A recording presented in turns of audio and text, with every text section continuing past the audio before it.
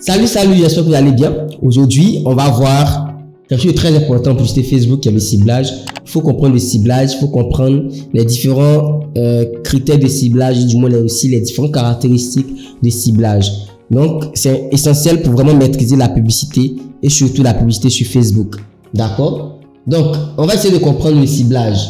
Déjà, il faut comprendre qu'il y a les ciblages de type démographique. Le ciblage de type démographique, c'est le ciblage qui va nous permettre de filtrer selon l'âge, selon le sexe, selon la civilité de ceux qu'on veut toucher. Donc ça, c'est le ciblage de type démographique. D'accord? On continue. On a le ciblage de type géographique. Donc le ciblage de type géographique, comme on entend, c'est le type de ciblage qui va nous permettre soit de sélectionner un continent, un pays, une ville, une région, ou même un sexe sur la carte.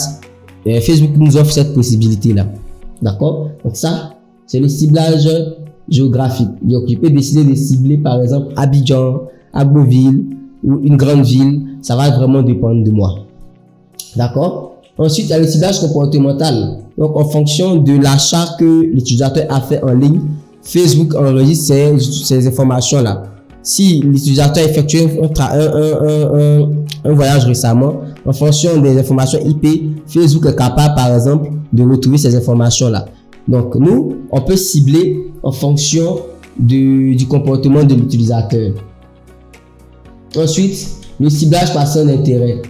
Donc, par exemple, c'est basé sur des sujets et des pages aimées par l'utilisateur, comme mode, cuisine, fitness, ou bien des publications même, ou bien des publicités même aimées par l'utilisateur. Si vous avez remarqué, lorsque vous aimez une publicité qui a par exemple un rapport avec un produit cosmétique, vous allez vous voir touché par plusieurs autres publicités de produits cosmétiques. Donc ça, c'est le ciblage par centre d'intérêt. Donc de façon pratique, on va voir les centres d'intérêt choisis. Donc on peut pas faire tout parce que c'est vraiment vaste, mais on peut trouver des centres d'intérêt en fonction du produit qu'on vend. Puisque Facebook nous fait aussi des suggestions. Ensuite, l'audience personnalisée, qu'est-ce que c'est? Donc, l'audience personnalisée, c'est une audience qu'on va mettre en place en fonction des personnes qui ont déjà interagi avec nous. Donc, je peux créer une audience personnalisée pour des personnes qui m'ont déjà écrit via Messenger. Donc, c'est une audience où Facebook va rassembler tous ceux qui m'ont déjà écrit via Messenger ou tous ceux qui ont déjà atterri sur mon site internet si j'ai activé le pixel Facebook. Donc, c'est ça l'audience personnalisée. Ensuite, l'audience similaire. L'audience similaire, c'est une audience qui sera similaire à une audience personnalisée. J'explique. Par exemple, j'ai déjà créé une première audience personnalisée des personnes qui m'ont déjà écrit inbox via Messenger. Ce que je vais faire, c'est créer une audience similaire. Donc, je vais essayer de toucher des personnes qui ressemblent à ceux qui m'ont déjà écrit via Messenger. Donc, Facebook va faire quoi? Va chercher dans sa base de données des personnes qui ont pratiquement les mêmes caractéristiques que ceux qui m'ont déjà écrit afin de créer une audience similaire. J'espère que ça vous avez bien compris ça. Alors, la segmentation avancée. Il faut comprendre les différents types d'audience.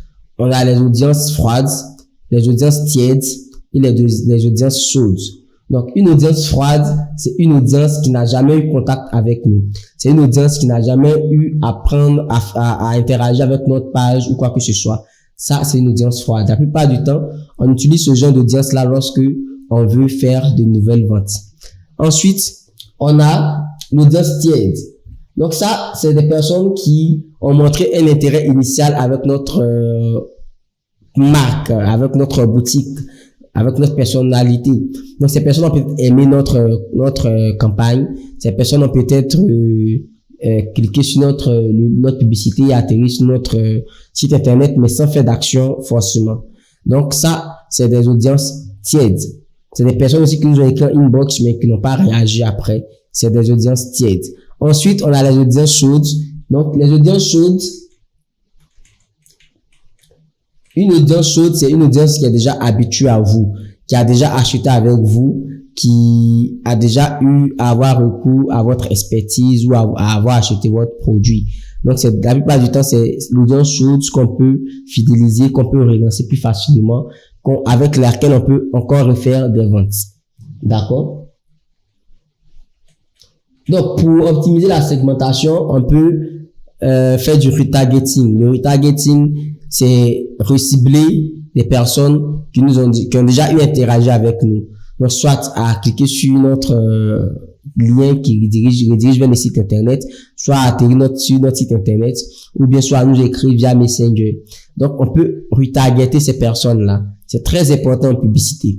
Donc, ça veut dire que c'est une manière pour nous de rester encore dans la tête de ces personnes et de leur proposer toujours ce pourquoi ils étaient intéressés ou un produit similaire. Donc, ça va nous permettre de faire vraiment aussi des ventes.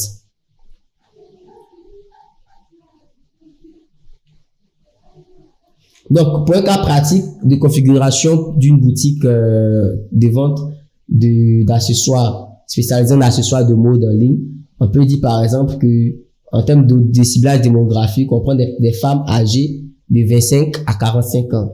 En termes de ciblage géographique, on va sélectionner les grandes villes où la boutique livre rapidement. Donc, si on a Abidjan, des livres de proximité comme Jacquesville, Bassam, vous voyez les villes de Beaunois, les villes de proximité. Donc, l'audience personnalisée.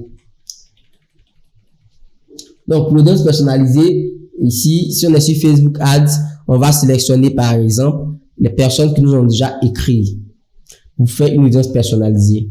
Donc, ça, c'est en publicité avancée Facebook.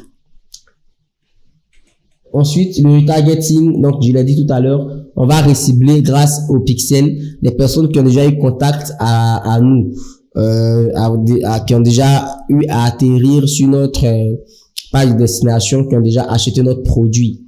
Donc, on peut faire du retargeting. Et je mentionnais que le retargeting est possible lorsque Facebook a pu emmagasiner un nombre de personnes conséquentes qui ont déjà interagi dans le pixel. Donc,